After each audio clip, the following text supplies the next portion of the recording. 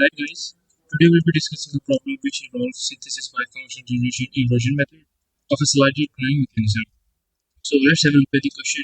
We need to design a slider crank mechanism to coordinate three positions of the input and of the slider for the following data by inversion method, where these theta values represents the angular coordinate of the crank, and s12 equals 40, s13 equals 96, both in mm, and these s gives the linear coordinates of the slider, and the eccentricity is given as 20 mm. So firstly, since the eccentricity is 20 mm, we will draw two parallel lines named L1 and L2 with distance 20 mm. And here in this line will lie a fixed point, and on the other line we'll get the position of the slider.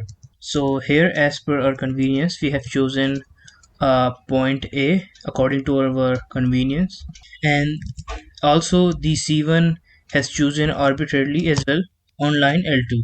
So this is point C1 and this is point A. And after selecting the C1, C2 will lie about 40 millimeter from point C1, and C3 will lie about 96 mm because he represents the position of the slider, which is also given here in the question. That is the S12 equals 40 mm and S13 equals 96 mm. That is locating the different positions of the slider. So here C2 is drawn about 40 mm and C3 is drawn at the 96 mm. And after this, we rotate the point C1 about A through an angle 30 degree in the counterclockwise direction to obtain the point C2 dash. Similarly, we'll also rotate the point C3 about A through an angle 60 degree to obtain the point C3 dash. So this is how it will look like. So we have C2 and we have joined AC2, and then in the counterclockwise direction by 30 degrees, which will give us C2 dash. Similarly, we'll also join point AC3 and rotate it uh, about A by an angle of 60 degree, and that will give us C3 dash. Once again, we are moving by these angles because that's what we have given in the question. That is theta 1 need to that is theta 1 2 equals 30 degree and theta 1 3 equals 60 degree. And after obtaining C2 dash and C3 dash, we join both of these points with C1. That is C1 with C2 dash and C1 with C3 dash. And then again after this we draw perpendicular bisectors of C1 C2 dash, that is this segment, and C1 C3 dash. And these two uh, these two lines will intersect at point B1.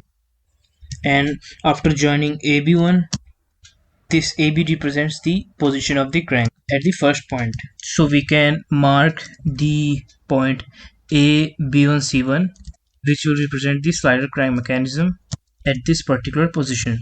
And also A as center, we can rotate AB1 in the clockwise direction to obtain AB2 and AB3 by rotating 30 degree and 60 degrees respectively. At the first position, the slider crank mechanism is AB1C1.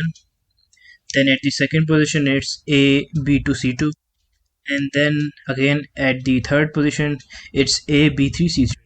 And the lengths B1C1, B2C2, and B3C3 at three different positions remain same. So this length represents the connecting rod. So that's how we can obtain our final construction, and thank you.